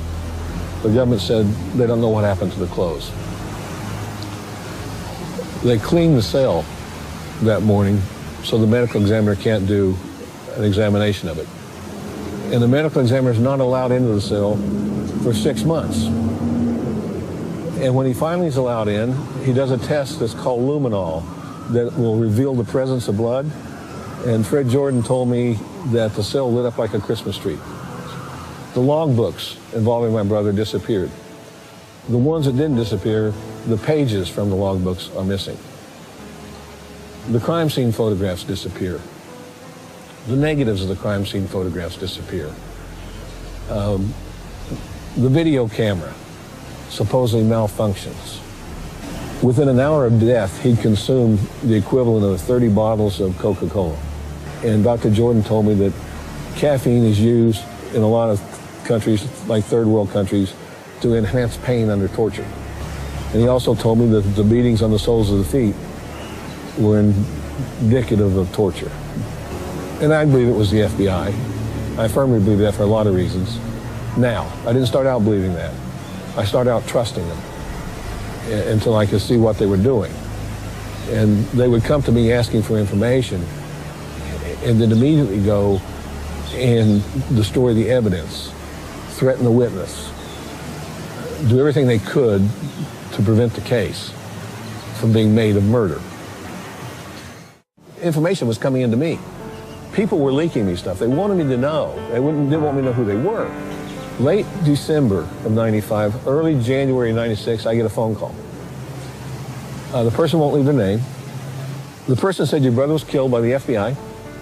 They said it was an interrogation that went bad. It was a case of mistaken identity, that he fit a profile of people who were robbing banks to get money to attack the federal government. Just before he was executed, I get a message from Tim McVeigh. And he told me, he said, when I saw your brother's picture and heard what happened to him, I wanted you to know that I think the FBI killed him because they thought he was Richard Lee Guthrie. Early on, the FBI had investigated the possibility that a string of bank robberies committed by what the media dubbed the Midwest Bank Robbers had financed the bombing. Led by Peter Langen and Richard Lee Guthrie, a.k.a. Wild Bill, the gang called themselves the Aryan Republican Army. The purpose of the robberies? To finance a race war within the United States. Wild Bill closely resembled some of the John Doe No. 2 sketches and had a tattoo similar to that reported by witnesses. In an affidavit, Peter Langen revealed that a member of the ARA had admitted to liabilities concerning the bombing. Another member had threatened, "We're going to get them. We're going to hit one of their buildings during the middle of the day. It's going to be a federal building." Most of the ARA was arrested for bank robbery soon after the bombing. Peter Langen offered to provide information about his co-conspirators' relationship with McVeigh. This offer was refused. Then I got a call from a great guy, J.D. Cash. He was a hunting and fishing reporter at the McCurtain County News in eastern Oklahoma. He'd had friends that were killed in the bombing and family, wounded. And one day he calls me up and he says, "Jesse, can I talk to you?" And I said, "Well, sure, who are you?" He says, "I'm J.D. Cash." And he says, "I'm investigating the bombing in Oklahoma." And he said, "I'm interested in your brother's death. Can I ask you some questions?" And I said, "Yes." And J.D. said, "Well, do you have any tattoos?" And I said, "Yes." He said, "What and where?" I said, "A dragon tattoo on his left forearm." J.D. said, "Oh, my God." He said, "Are you sitting down?" I said, "Yeah." He said, "Let me tell you this." He said, "When your brother was picked up and sent to Oklahoma, the largest manhunt in American history was in place for John Doe 2. We didn't start out to solve the Oklahoma City bombing case. We started out for justice for my brother. But every lead, every trail, every bit of important evidence has brought us to the Oklahoma City bombing." Now, the Freedom of Information Act is an act Congress passes that says the government's supposed to turn over documents and information to you that you request, unless there's a good reason not to, such as national security. I bring the first FOIA suit saying I want all documents showing the link between the FBI and the Southern Poverty Law Center and the Oklahoma City bombing. And the FBI comes back and says there are no documents. They didn't know that I'd been leaked 2 teletypes from FBI Director Louis Freeh, then Director Louis Freeh, talking about Elohim City, talking about informants, talking about the Southern Poverty Law Center, talking about the fact that McVeigh had called Elohim City 2 days before the bombing asking for more help. So I sue them, and they walk in the court and they tell the federal judge there's no documents. Well, I file those too. The federal judge looks at him and he says, you go back and you do a manual search and you bring everything you find back in the court. Well, then they come back and plead with the judge and they say, Judge, we promised anonymity. And if we have to disclose these documents, it will reveal their names and their lives will be in jeopardy. German citizen Andreas Karl Strassmeyer, a.k.a. Andy the German, came to the U.S. in the early 90s. Professing neo-Nazi beliefs, he moved to Elohim City, becoming their chief of security. He was reported by ATF informant Carol Howe and others to make threats about bombing federal buildings and assassinations of public officials. It is known that McVeigh called Elohim City twice, looking for the mysterious German, when members of the ARA were living with Strassmeyer. McVeigh also attempted to reach Andy's attorney Kirk Lyons by phone in the days before the bombing. We started looking at Strassmeyer real hard, and this guy didn't add up either. He was on special assignment and disappears and shows up in Elohim City. He came in through Texas and was placed at Elohim City. Now, why Elohim City? I mean, nobody in Germany, if I haven't heard of Elohim City and I live in Oklahoma, how does anybody in Germany hear of this place? Well, evidently, it was from a lawyer named Kirk Lyons. I start putting dots together. I start finding out who these people are and who they know and who they run with and what their background and what their history is, and we create a picture from this. We have Strassmeyer doing all this paramilitary training, takes over as chief of security of a place that didn't need any security, tells them they need to get rid of their shotguns and deer rifles and buy assault rifles and SKSs and AKs and stuff like this because they're going to be the next Waco. Well, he scares them down there. They don't know what to do, so they start, gearing up for the last days of the book of Revelation. Strassmeyer is an interesting character, these documents we got from the court. It's my understanding he's a German intelligence officer. He is apparently, after the bombing, taken out of the country by a former CIA operative back to Germany. His visa, as I understand it, had expired, and no one picked him up, and he was smuggled out through Mexico and back to Germany. I said, why wasn't Andy Strassmeyer questioned? And one of the attorneys said, oh, we did question him. I said, yeah, but you waited until he got back to Germany, and then you called him up over the phone and asked him, did he have anything to do with the bombing? In Tulsa, at Lady Godiva's, which is a strip bar, one of the strippers named Shanti said that McVeigh and Strassmeyer and several people had come in a few days before the bombing, and there was a Ryder truck parked out in the parking lot. What we can say about Timothy McVeigh's connections to Elohim City is that he called there at least twice, once on April 5th and once on April 17th, that he checked into a motel within miles from there, that he received a speeding ticket within miles from there, and that he also calls outlying areas of Elohim City residents or acquaintances. So very briefly, those are his provable connections to Elohim City. The Southern Poverty Law Center, along with the FBI, kept informants in Elohim City. One of these may have been Strassmeyer, the supposed neo-Nazi. Known primarily for its work in litigating against hate groups and its outspoken chief counsel Morris Dees, the SPLC has also become an informal intelligence gathering arm of the FBI and now the Department of Homeland Security. They share the same interest with the federal government in suppressing what they knew about prior knowledge. By the FBI's own admission, there were at least between 4 and 6 informants at Elohim City. I don't know what the population of Elohim City is, but it sounds like whenever 3 people get together to talk about overthrowing the government, 2 of them are working for the government. Andy Strassmeyer's roommate at Elohim City was Michael Brescia, a young skinhead from Philadelphia who was also a member of the ARA. He was later convicted for bank robbery and also bore a striking resemblance to the John Doe No. 2 sketches.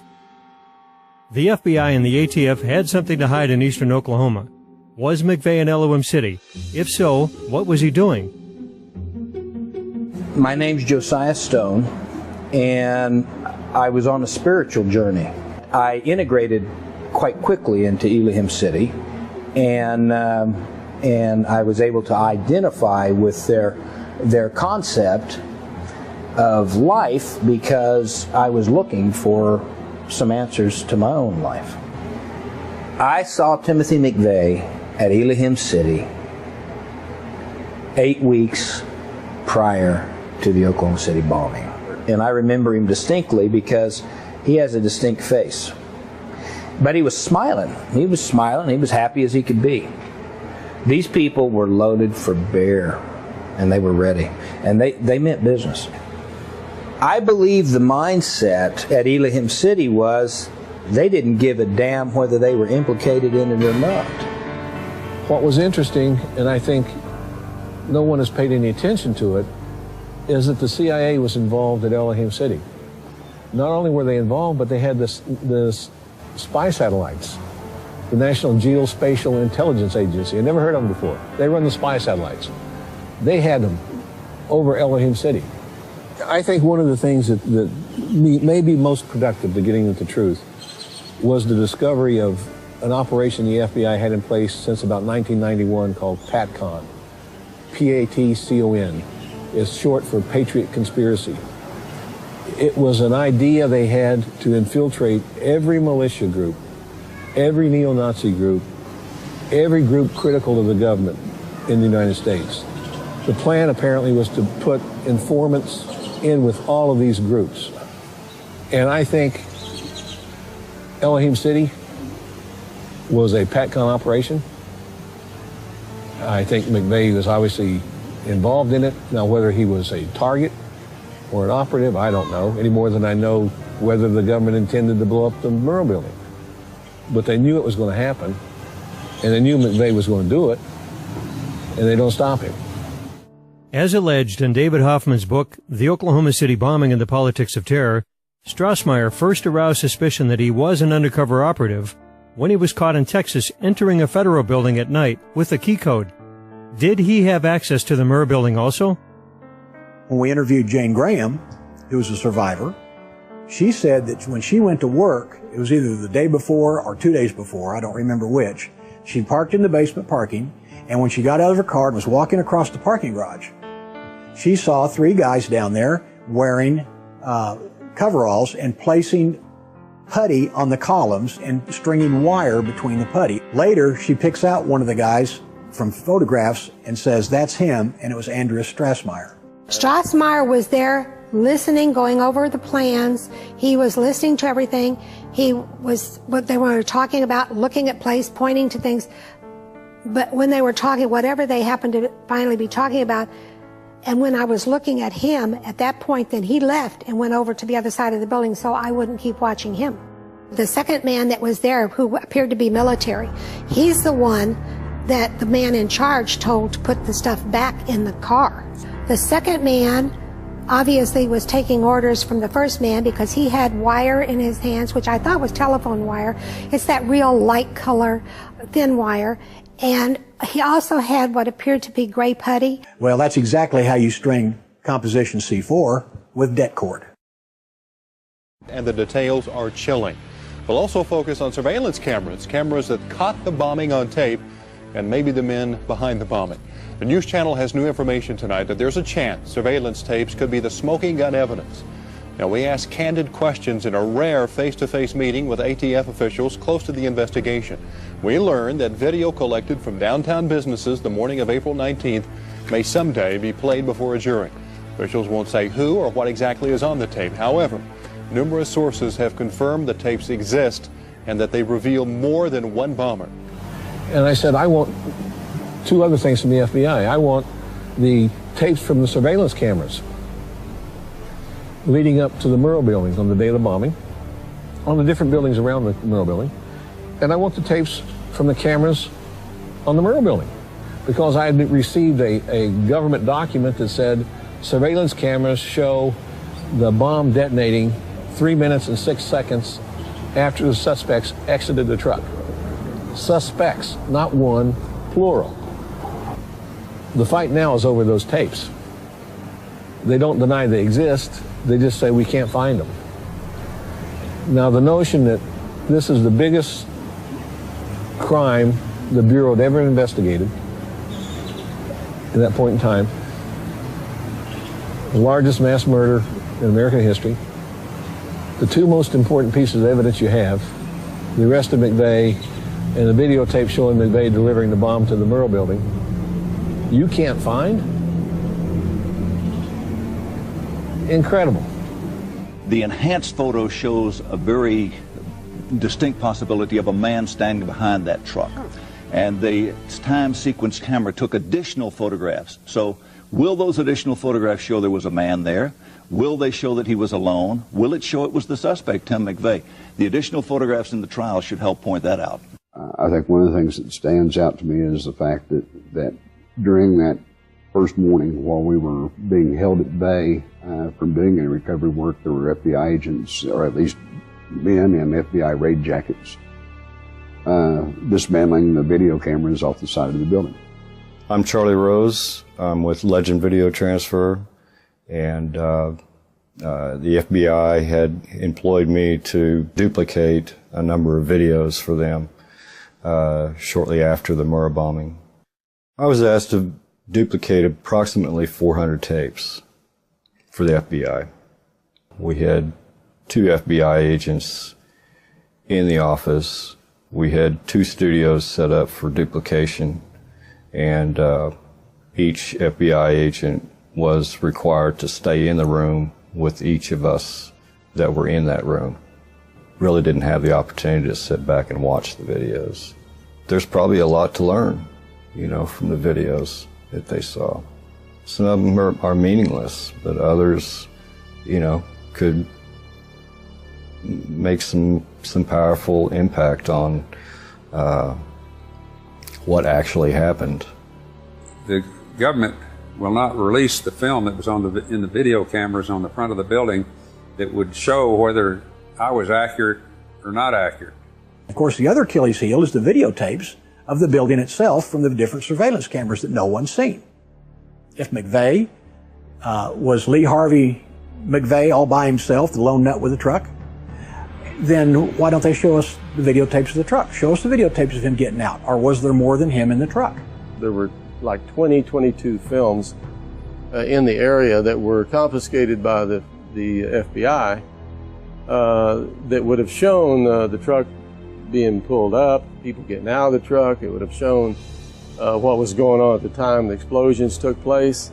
And obviously they confiscated those, and it didn't take much to figure out that the federal authorities weren't trying to get to the truth. They seemed to be covering up things.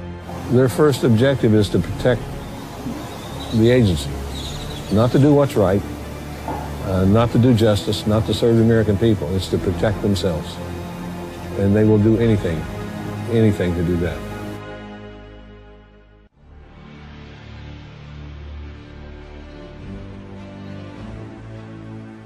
Tim McVeigh was honorably discharged from the Army 3 years before the bombing, leaving behind an exemplary service record. After a brief but intense combat experience in the Persian Gulf War, McVeigh tried out for the Special Forces. He pronounced himself unable to continue just a few days into the testing and returned to his unit demoralized and, some say, a changed man. Through being able to see Timothy McVeigh's letters to his defense team, this is really behind-the-scenes stuff, letters to his family, the memos that the defense team writes, which detail his mood from day to day, some of the medical reports while he's in prison, which detail his thoughts. On the one hand, you have the McVeigh who's mad at the government. On the other hand, you have the McVeigh who works for the government. The defense team themselves could never obtain his full military records, and that even though they were ordered by a judge. Where does he turn up? He turns up in Buffalo, New York. And while he's up there, he creates what's known as a legend. Now, legend is when you go undercover or you get sheep-dipped. Sheep-dipped means you change your identity, you change who you work for, and become a new person. He changes his personality up there, and all of a sudden he's ranting and raving about the Turner Diaries and overthrowing the government and all this other nonsense to where they're going. This guy's a wacko. He works up there 6 months and disappears. Where do we find him again? Going into militia meetings and doing the same thing, making sure he's noticed. If you look at Lee Harvey Oswald and Tim McVeigh and other patsies, they're very similar. They're in the military, they've got security clearances. McVeigh wrote a letter to his sister, who turned it over to the FBI, in which he admits that he was selected out of Special Forces training to participate in covert operations, to help run drugs to fund these operations, and to assassinate security risks. Mere bravado? Or was McVeigh telling the truth? The FBI had put wiretaps on the McVeigh family's phone after the bombing. And so I'm reading this conversation back and forth between his mother and his sister. There's actually a few of these conversations where they say, "We don't understand why the FBI won't listen to us and why the media is reporting that Timothy McVeigh washed out or dropped out of Special Forces." They're saying, no, we were told that he was still active in the military and that he was working on these covert missions. And he told his family, he told many others, Terry Nichols has signed an affidavit, that McVeigh believed he was out there infiltrating militias and right-wing groups and was preparing to set them up. And then, of course, he later learned that he was the guy that got set up. If McVeigh was working for the government, what are we to make of the involvement of Terry Nichols, the only convicted accomplice? When Nichols had been convicted, but not given the death penalty, in federal court and in state court, he could not be tried again. He wrote to then Attorney General Ashcroft and said, "Come and see me. Come and see me and I'll tell you all about it."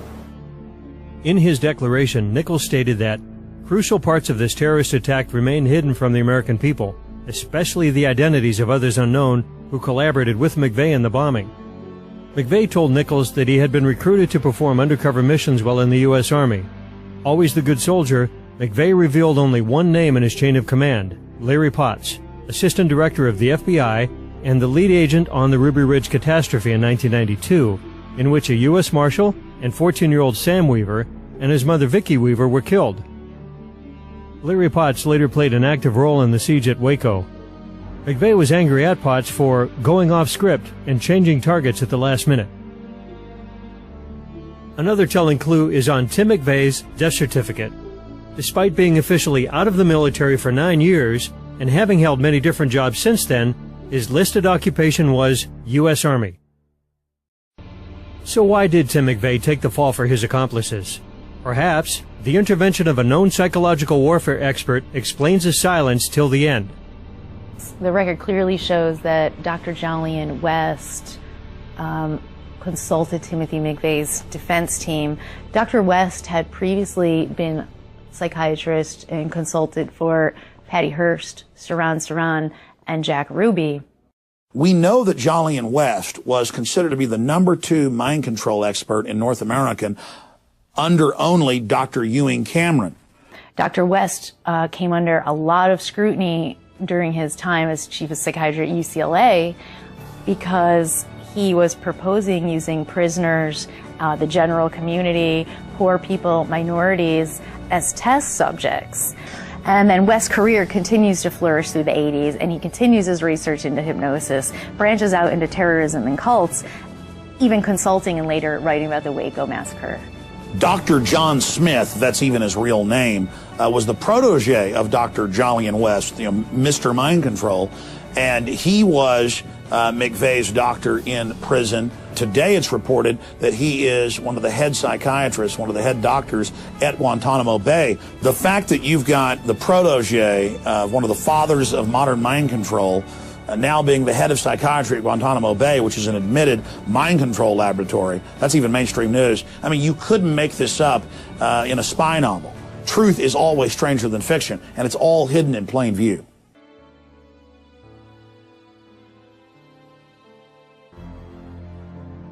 Was the bombing the product of a sting gone out of control, with McVeigh taking the blame for a series of government failures? They kind of set up a sting operation, it appears to me, that went bad. They thought they would stop, the efforts of Strassmeyer, Millar, and others through Elohim City. I eventually talked to this Senate staffer, and he informed me that the Oklahoma City bombing was actually a sting operation that went wrong, and that the effort to cover it up was because they were not able to stop this sting operation. When it fell apart in that they weren't able to stop it right before it took place and proclaim to the public how great they were, so they could get new funding for the ATF, because the ATF had lost so much credibility due to the Randy Weaver situation. I don't know if anybody will ever know I know my brother was killed. I'm often asked why. I know my brother was killed for information he didn't have about the bombing. Why the people in the Murrah building were killed, as I said, I don't know if they intended it or it just got away from them. God, I hate to think that they did it on purpose. Perhaps it was a deliberate attack by a criminal element in this government, using the reins of power to execute and cover up their crime. In 2006, the American behavioral scientist published the whole journal on this concept that's being developed called a state crime against democracy, SCAD for short. There's a recognition, a growing recognition among academia that oftentimes people have not pursued culpability into elite crimes for the fear of being called a conspiracy theorist. When there is a state crime against the people, what generally happens is that inquiries into these crimes tend to be highly controlled, tightly framed, and totally reliant on agencies who stand to be embarrassed by investigations. It's now been declassified that the Gulf of Tonkin in 1964 to get the United States fully committed into the Vietnam War was a staged event, and those LBJ tapes have been released, where days before McNamara is telling him on the phone how they're going to stage the event to get the United States into the war and what he would need to say at those press conferences. In early 1995, the entire United States was politically awakening. The population was angry about Waco. They were angry about the United States losing its sovereignty and Bill Clinton trying to pass anti-Second Amendment legislation. The federal government was forced to basically come in and create a crisis so they could demonize anyone who thought the government was too big or out of control. In 1994 and 1995, the Congress had tried unsuccessfully to pass their omnibus crime bill that expanded federal jurisdiction, that went after the Second Amendment, that was going to create all these new federal agencies to spy on the American people. And that was one of the reasons that Oklahoma and other states were upset. They understood this was totally unconstitutional and a huge federal overreach, and it violated the 10th Amendment. But after the Oklahoma City bombing tragedy, suddenly they were able to rename it as the Anti-Terrorism Effective Death Penalty Act, and that was able to sell through. Well, I think one of the things we'll be seeing over the next few weeks and months are new legislation, both to deal with domestic groups and international terrorism. There's already one bill, the Omnibus Terrorism Act of 1995, that's on the cards. One of the dangers is that we stepped a little bit too far, and this bill is very controversial. We see amazing parallels between Oklahoma City and 9/11. And we see it also being used as a mass conditioning tool to launch a new war. In the case of Oklahoma City, a war against the American people. In the case of 9/11, a war against the Middle East and an invasion for resources. President Obama's Chief of Staff, Rahm Emanuel, recently said that you can never let a good crisis go to waste. This is an example of real politic. Taken to its extreme, we can quote the words of Robert Shapiro, former Clinton advisor, who recently wrote in an editorial that the only thing that can save the Obama administration is another terror attack like Oklahoma City or 9/11. So they think of us as expendable. They're willing to ride our ashes, stand in our graves to preserve their position. This is an example of the noble lie. And in the months and weeks building up to the Oklahoma City bombing, there was incredible conditioning on the news. These people are scared of the federal government. They're terrorists. They're going to kill you. They're going to bomb you. You watch, it's going to happen. And then sure enough, it happened. And then you look at the evidence, and government and black op fingerprints are all over it. The establishment is going to have trouble in the future orchestrating further atrocities like Oklahoma City, because the public is now really getting wise to their tricks. Oklahoma City is one of the best examples we've got where we can prove clearly that the official story is a fraud, that the government was involved and is using it to demonize good Americans. April 19, 1995 will live on in history as a reminder that we must all take an active role in holding our leaders accountable. Its legacy and lessons must be rooted in truth, not myth. The victims demand truth and justice. We have all witnessed firsthand the harsh reality of a government's ability to manifest its will upon the people, and it's up to the people to deprive government of the power to commit crimes and profit from the lies.